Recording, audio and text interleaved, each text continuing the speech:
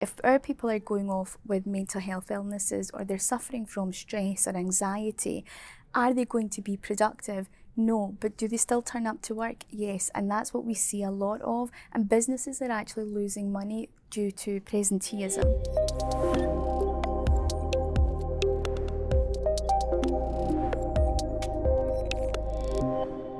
So Shabnum, it's been a really exciting 12 months for you, which we've covered on Energy Voice. Yes. And it's been great to see your company IntrospeXion launch.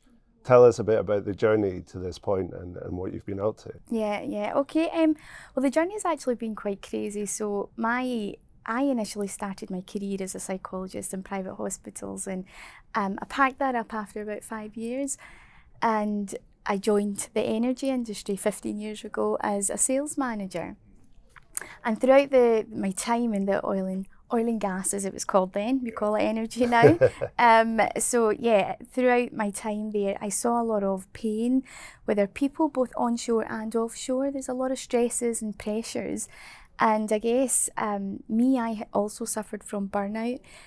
And the problem is, we don't know what we don't know. And HR don't know how to deal with these scenarios. So what they do in their best efforts is give people time off.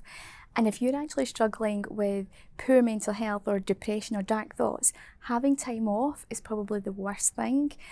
So I thought to myself, wait, Shabnum, you're a psychologist, now you've got industry knowledge, you can put this all together and really focus on the people aspect in our industry. And that's how IntrospeXion was born. That's brilliant. And you work offshore, don't you? I do, yeah. Do you like doing that? Do you know what? I love my job. Offshore is very demanding, and I have found a newfound respect for these girls and guys offshore. You know, the hours, it's not just limited to 12 hours. People stay back, like for example, the OIMs, they stay back and they work 14, 16-hour shifts, and I do the 12-hour shifts, and you know, Part-timer. Part-timer.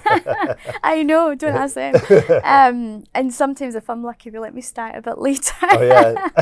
But yes, it is hardcore, and after 4 days, I'm absolutely knackered. So for them to do 3 weeks of this and stay, it's just work, eat, sleep, work, eat, sleep. That's all they do for 3 weeks. Yeah. You know, so it's of course it's going to be tough on them. Yeah. And I read an article based on an event that you hosted recently. Yeah. And you had some really cool people there. Alan Burrows from Aberdeen Football Club. Yeah. And someone was talking about working offshore in the 1980s. Right. And he said care for mental health at that point was next to zero. Yeah. So have you seen a big cultural shift in the past 3 or 4 decades? Yeah, no, for sure. I think right now mental health has become such a hot topic, but again, there's a huge gap in education with it. And I guess from my background, that's what I'm trying to do in our industry, is not only support, but educate our leaders and our personnel. I guess back in the 80s, I'm far too young to remember. Of course. Yeah, it wasn't a thing. And guys were told to just man up and deal with it and get over it. But now we're not in that era anymore. And actually, we need to recognise that men feel what females feel, right? And you get lonely, you get heartbroken, you feel everything that we also feel. So why are they not seeking that same support? So there's a lot more awareness campaigns. What we're also seeing is that there's a lot more suicides and suicidal ideation offshore. And you know, the lonely aspect offshore as well is increasing. Life is hard. The pressures of life, you know, is the demands are hard. So all work does is it exacerbates what's going on in our personal lives, right? And we need to manage that and really showcase that there is support there for the men as well as the females. Yeah, that's brilliant. And when you're offshore, talk me through a day in the life when you're working on it. It sounds really interesting. Yeah, it really is brilliant that, you know, there are organisations that have committed to this support.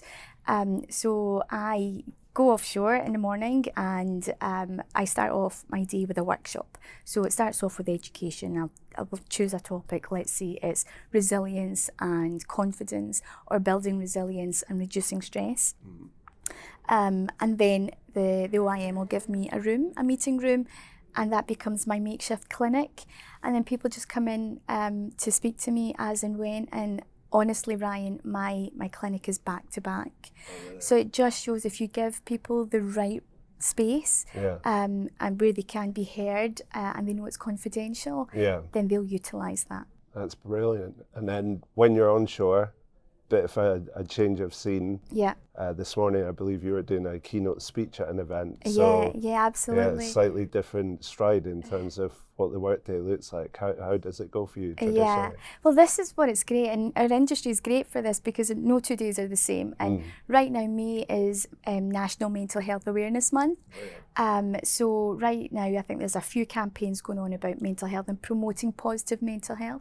So I was invited to do a keynote speech this morning at a drilling company based in Aberdeen to really talk about community. So this year's theme is community, and that's really paramount to our industry, right? Yeah. Because what makes our businesses so successful, it's our people, right? It's not the assets or the products, because we wouldn't have them if our people didn't commission that.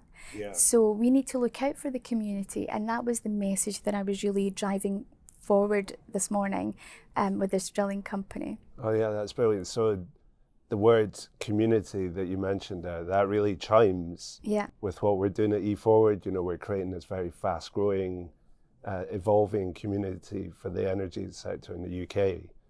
And one of the key areas that we focus on at E-FWD is growth. Yeah. So I think your business really lends itself to that theme of growth, both for the kind of mindset of people, helping their mental health, helping them grow as people. But then really interestingly, the toolkit I think that you offer the industry is very much focused on productivity. Yes. Could you tell me a bit about what that entails? Yeah, absolutely. So, you know, I guess, well, starting off with the growth aspect, what hinders our growth is typically our confidence levels, right? And how much we believe in ourselves. So when we have self-doubt, are we able to grow? It limits that, right? So how do we get the best out of our people? Because if our people are going off with mental health illnesses, or they're suffering from stress or anxiety, are they going to be productive? No. But do they still turn up to work? Yes. And that's what we see a lot of. And businesses are actually losing money due to presenteeism. Presenteeism is simply when individuals show up to work but they're not effective. Whereas we all know what absenteeism is when you phone in sick. So getting the best out of our people is, so when your people are, I always say, a happy worker is a productive worker. Yeah. And that's where you get your productivity. So if you look after their mental health and they feel valued, which is a basic human right. When we look at Maslow's theory, is hierarchy theory, the basic foundations of that is what we need as humans, and feeling valued is one of them, right? So that value is really what drives productivity. Oh yeah, brilliant. So your business is focused on creating a toolkit that companies can utilize and really enhance productivity, look after their people better. Yeah. So you launched in October last year. That's right. Business going well. What are your key aspirations for the company? Thinking about that word growth. Yeah. Do you have big plans to scale up and Absolutely. keep moving? Yeah. So the first 6 months has been phenomenal, you know, and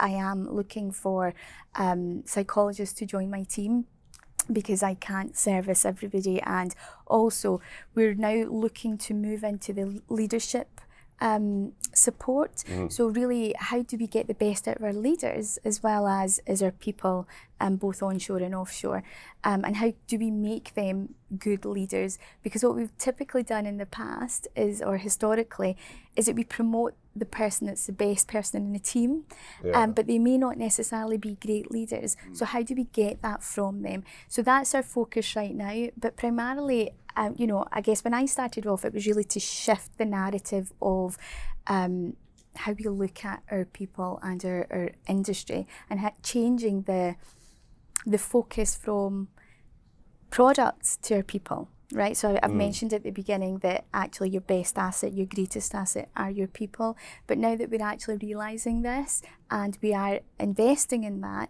where are we going from there? So right now, I do want to take IntrospeXion internationally, because the North Sea is now, as you know better than I, is coming downwards now, and there's a lot of decommissioning going on. Assets are being sold. So where can we focus on next, and where is the places of more pressure and danger, and how does that make people in remote scenarios feel vulnerable? Oh yeah, so have you identified any key markets that you're looking at in particular? Absolutely, yeah. So the States being key, and also the Middle East. I think there's a lot of vulnerability in the Middle East, and there's a lot of loneliness. So when people from expats go and travel for weeks on end, you know, okay, fine, they're still away from their families in the Northeast, in the North Sea, sorry. So, but there's always that kind of mindset of, but it's not that far. But when you travel to the other side of the world, it just feels different. So how do we combat that loneliness for them, especially championing mental health in remote scenarios? For me, what I've seen is that our oil and energy sector is really leading on this. Construction's got a long way to go, so I would love to, you know, tap into the construction market. Yeah.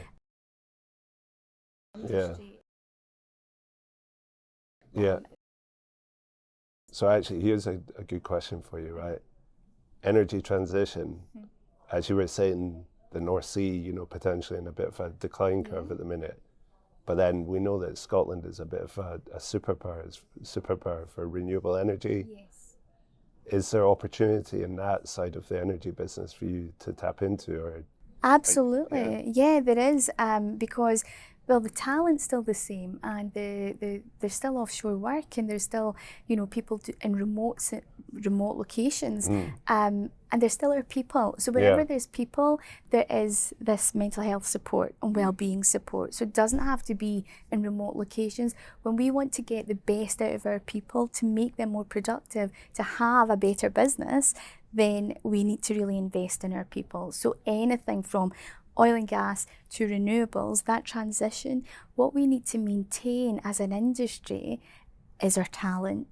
And right now, the way the North Sea is going for oil and gas, that transition is becoming clearer, but how do we maintain that talent so that they just don't leave? Because we've seen so many good people leave when we see the downturns, right? Yeah, absolutely. And if you do end up moving out to places like Abu Dhabi, you'll probably meet quite a few Scots that you've already spoken to on some of the offshore installations that you've worked on. Right, so. Absolutely. But yeah, you mentioned that May is Mental Health Month. That's right, yes. Have you got any tips, maybe free tips for companies out there in terms of thinking about the mental health of their workforce, how they can maybe look after people a bit better, and maybe give them a taste of the kind of workshops that you offer at IntrospeXion? Yeah, for sure, yes.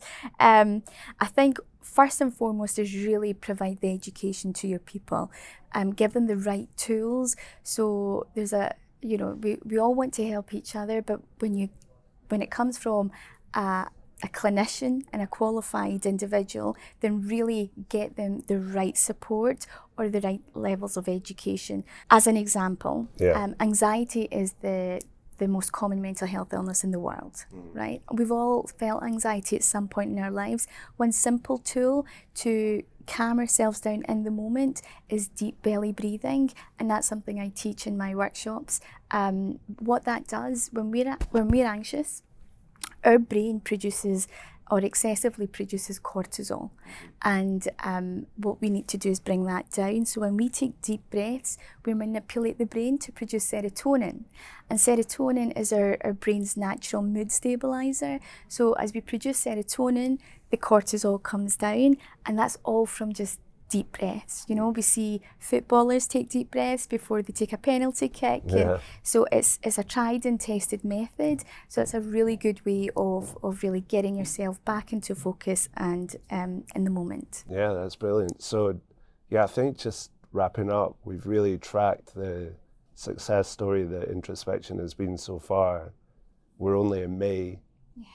What else is planned for the rest of this year? It sounds like you've got a lot on. There's a lot on. So we're about to release a few new key clients that we have just won contracts with, and there's lots of movement in the UK. So we're still very national, but there's lots going on, and hopefully I'll be able to announce who's joining IntrospeXion very soon. And you've recently joined E-FWD, the community I mentioned earlier. Great to have you on board. Have you got any kind of key objectives or aspirations in terms of your membership? I'm really just getting in front of a lot of industry leaders and really understanding what they value most and how I can help them better to get the best out of their people so it serves their business